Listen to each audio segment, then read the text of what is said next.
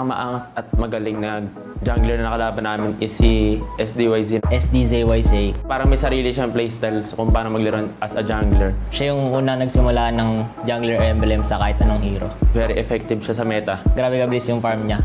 Tingin ko yung pinakamaangas sa jungler ngayon si Carl tsaka si Kyrie. Kyrie pa rin. Kyrie. Si Kyrie. Kyrie. Kyrie. Kyrie. Kyrie. Kyrie. Si Kyrie. Kasi nasa kanya na lahat ng hanapin mo sa isang jungler eh. Tulad ng kanyang mechanics tsaka decision making. Nagkakatalo na lang sila sa sa team play. Matalino siya sa mga pagdating sa mga objectives. Marunong siya pumili ng mga team fights. Kahit nung past seasons pa hanggang ngayon, hindi nawala yung angas niya sa laro. Kasi sobrang galing niya talaga pag nakukuha niya yung mga comfort hero niya, gaya ng Ling. Lalo na kapag nakaling siya kasi napaka-discarded niya maglaro. Mahirap din minsan hulihin.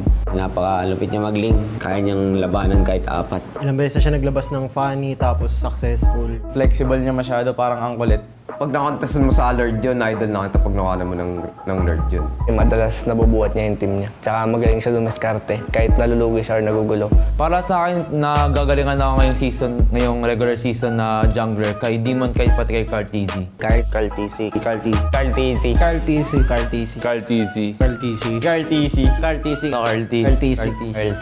Carl TC. Carl TC. Carl TC. Na lalabanan niya pa rin yung mga jungler na naka-jungle emblem. Meron siyang sariling ikot and hindi siya buwebase sa kung anong meta. Sobrang consistent. Consistent yung mga laro niya. Kahit siya lang yung carry. Ang lakas niya po mang-dominate sa match. Ginagawa niya kung ano yung para sa kanya na mas ikakaganda ng team. Pag nakuha niya yung gold na kailangan niya and yung hero niya na talagang makakapag-farm siya, mabubuhat siya talaga yung team.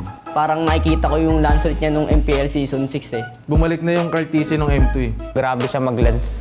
Sobrang lakas talaga eh. Nagamit niya yung hero niya, lalo na yung lance niya sa mga team fight nila. Nagkakaroon ng magandang execution.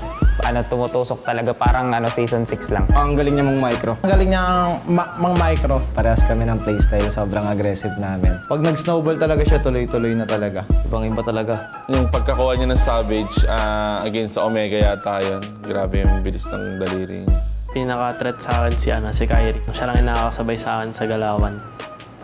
Yan. Pati sa mga leaderboards, parang siya lang talaga yung katapat ko.